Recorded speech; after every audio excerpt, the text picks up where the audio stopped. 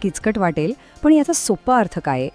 भारत पूर्णपणे उत्तर आणि पूर्व गोलार्धात आहे.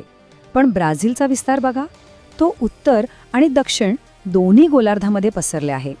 यावरूनच त्याच्या अवाढव्य आकाराचा अंदाज येतो. बरं, भूगोलावरून आता आपण इतिहासाकडे वळूया. या दोन्ही देशांच्या कहाणीत एक साम्य आहे. दोघांनीही परकीय राजवट पाहिली आहे, पण दोघांच्या स्वातंत्र्याची गोष्ट मात्र खूप वेगळी आहे. पाहूया कशी. सुरुवात करूया ब्राझीलपासून.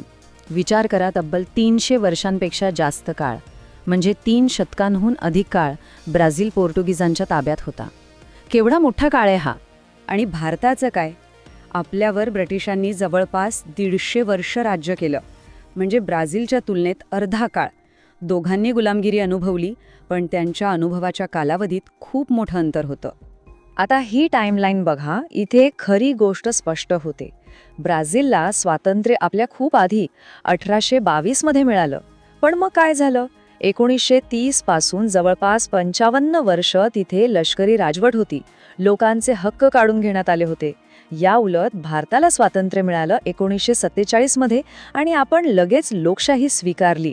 याच एका निर्णयामुळे दोन्ही देशांचे पुढचे रस्ते पूर्णपणे वेगळे झाले. ठीक आहे, तर हा झाला इतिहास. पण आज काय परिस्थिती आहे?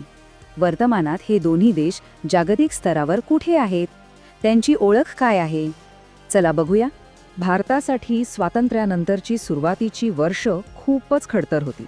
विचार करा, पहिल्या 20 वर्षांतच 3 युद्ध लढावी लागली, देशात भयंकर दुष्काळ पडले. पण या सगळ्या संकटांमधून तावून सुलाखून भारत पुढे निघाला. आणि ब्राझीलसमोर वेगळीच आव्हानं होती. त्यांना 50 वर्षांच्या लष्करी राजवटीच्या सावलीतून बाहेर यायचं होतं.